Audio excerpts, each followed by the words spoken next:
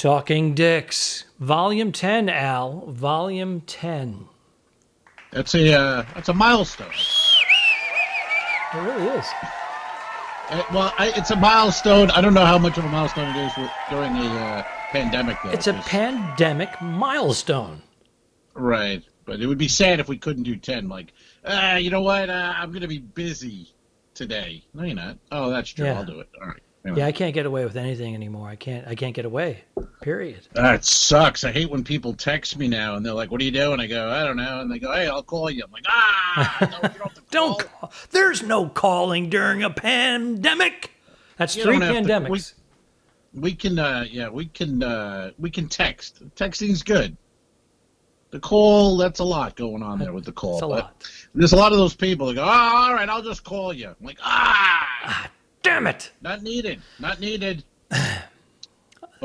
what are you going to do? Oh. So then you're, but here we are. And speaking of texting, and we have some questions from... Wait a minute. Is it time for... Questions. Oh, my goodness. Questions. All right. It's exciting. It's exciting, Exciting. man. Well, we put them on Instagram. I put up a picture of us. I say, "Do you have any questions?" And we got 2. I wrote them down. 2 questions. That looks like it was written in Wuhan. This was yeah. And on it, this was what, if you're younger, this is called an envelope. That's right. Well, And the kids get to put see the things- little yeah. digital, not GIF, emoji of an envelope. That's the real McCoy. Right. This is real, man. And if I'm not careful, I'll cut my finger. This thing is goddamn razor sharp here. 'Tis but a scratch. Paper cuts. But I'm a pro. Anyway, we got our first question. This is from our friend and yours, Deborah Swick. Deborah Swick, one of our biggest supporters of the Two Dicks web series and the Talking Dicks podcast. Deborah Swick came to a show I did in Port Charlotte at Visani's, and we had just filmed the first episode, and she just came to the show as a customer night out, and she had seen the Two Dicks, and then commented to me she enjoyed it, and I should keep doing those, and that was the first person who even recognized that we were doing something, and she's been a great supporter of ours ever since, and she wrote a question. And this is a good one. This is good for anyone who's new to this, maybe doesn't know us, know about the Dicks. Her question is, how did the Dicks come to be? How did the Dicks come to be? Yeah. Well, Al and I were working on a cruise ship together. I believe it was the Allure of the Seas, Royal Caribbean's The Allure of the Seas, and which I hope to be doing again. And we were working during the hurricane season, and there was actually a hurricane. And I said to Al, do you want to shoot a little video about the hurricane and about how we're on board the ship, etc.? And he said, sure. All right. Yes. So we shot that, and it was kind of fun. And then a month later, we were working together again on that very same ship. And I said, Al, I have this idea about 1950s detectives. They're idiots. It's politically incorrect. And there's a good cop, bad cop. And he said, I want to be the bad cop. So we shot our first episode called The Interrogation. Continues to be the worst impression of it. I want to be the bad cop. But when I have a couple of drinks in me, I actually nail it. So I right. get the Al Romas. I have everything, the cadence, the mannerism. But right now, I'm just drinking the coffee. So We got the Joe. We got the dirt going. Me too. Mm-hmm. Yeah, basically, we shot that episode. It actually became a bit popular for our level. Yeah. It grabbed some traction, and I think now I don't know how many views there are, but that was the one that really got it going. Yeah, we just, it was really just, you said to me basically on Sunday, the first day of the cruise, we should do something. And then I remember it was Friday, and we were having a cigar in Cozumel, and I was like, if we're going to do something, we only have a day. Right. We have a day left. And then that Saturday, we used the conference room. Right. And we went in there, and we just made up Finkel and a bunch of old... I remember being outside that door, because we kept coming in and out the door. Right. If you haven't seen episode 1, here's a piece of episode 1. I'm going to question you alone, and If you don't mind, my colleague will step outside. I'll be back, Finkel. Sorry about that. He's been uptight. His doctor has him on a diet and such. Right outside, Finkel. So now, And you see that door? yeah. So I wanted the door.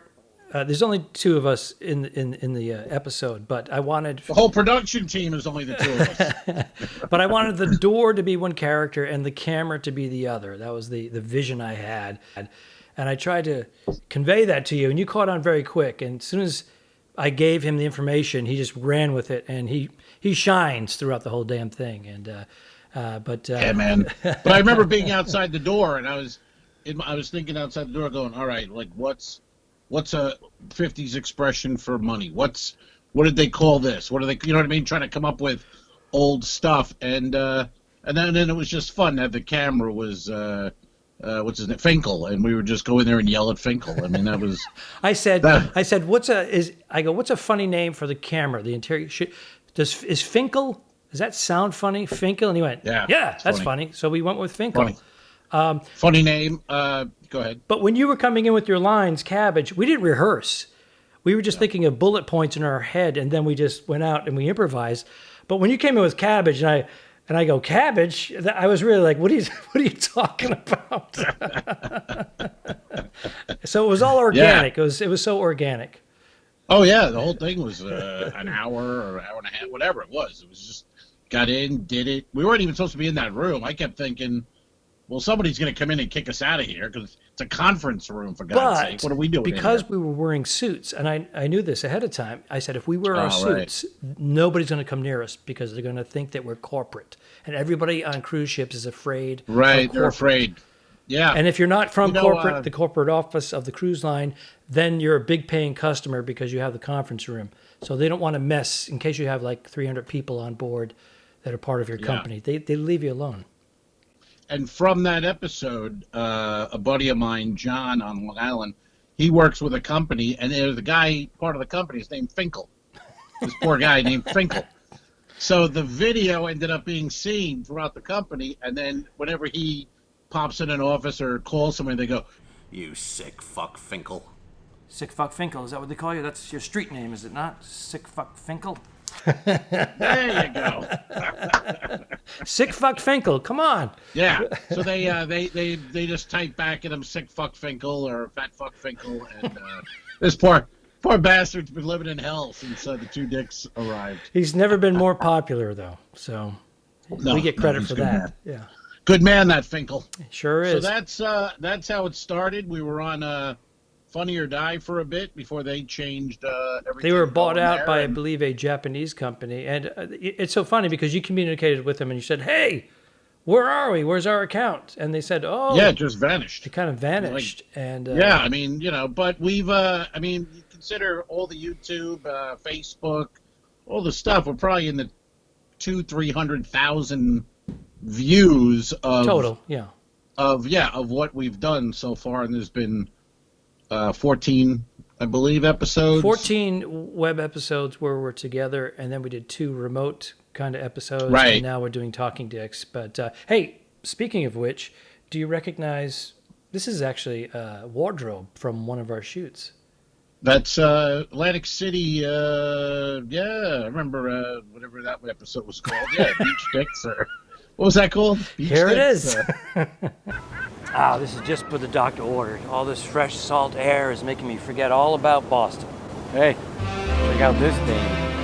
Well, now.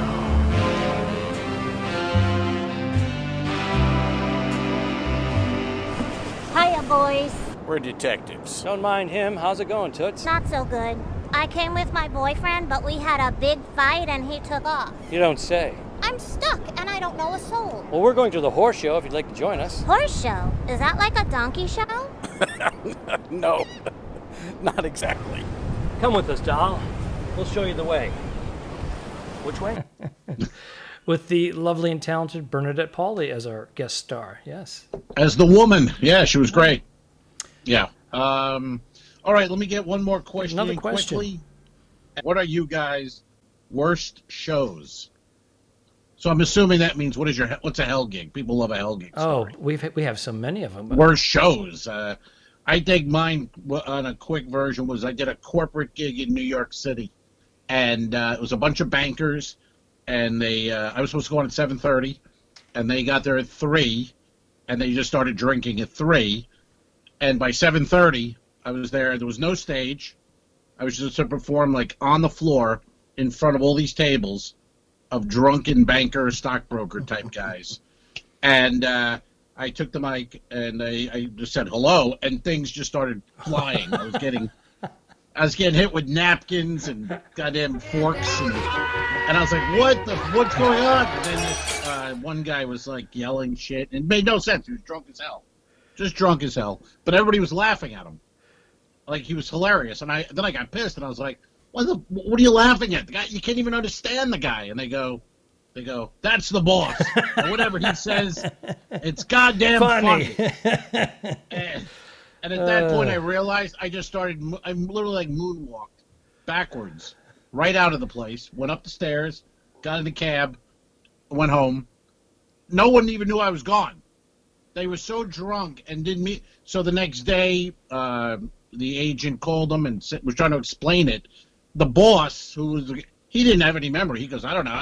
He goes, we mailed the check. What do you want? Like, it's all good. The check cleared. That's all there is to it. Check cleared, but I don't think these guys ever knew I was there. Right, that's even better. And that I ever nothing. Even better. Nothing. Well, I have a few of those. I've had things thrown at me. I'll whittle it down to one. Yeah. I was doing a college showcase, the NACA, National NACA. National Activities of, what is it? What is this? What's the acronym for? Whatever. I don't know. So anyways, I was hosting, and they said, okay, I probably had about 45 minutes of material, and they said, okay, no matter what happens, you got to keep going. So the sound doesn't work, and then the lighting doesn't work. So I'm up on stage in the dark. I'm not using a microphone. I'm doing everything I can.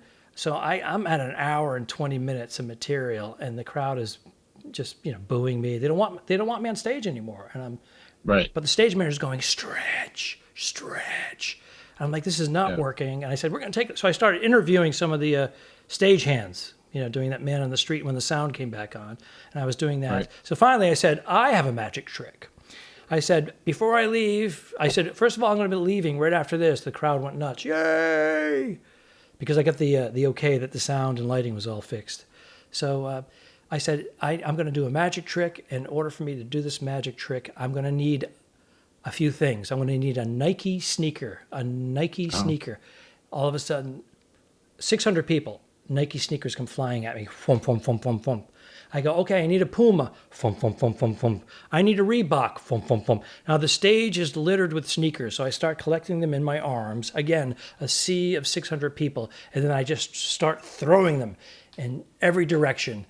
And now all these people see their sneaker land like 200 people away, and they all had to get up and work their way through the crowd. And I made my exit. I booked 3 gigs out of that. Yeah. You should have opened with that story and closed with the magician. And sleep. You are feeling sleepy. Subscribe.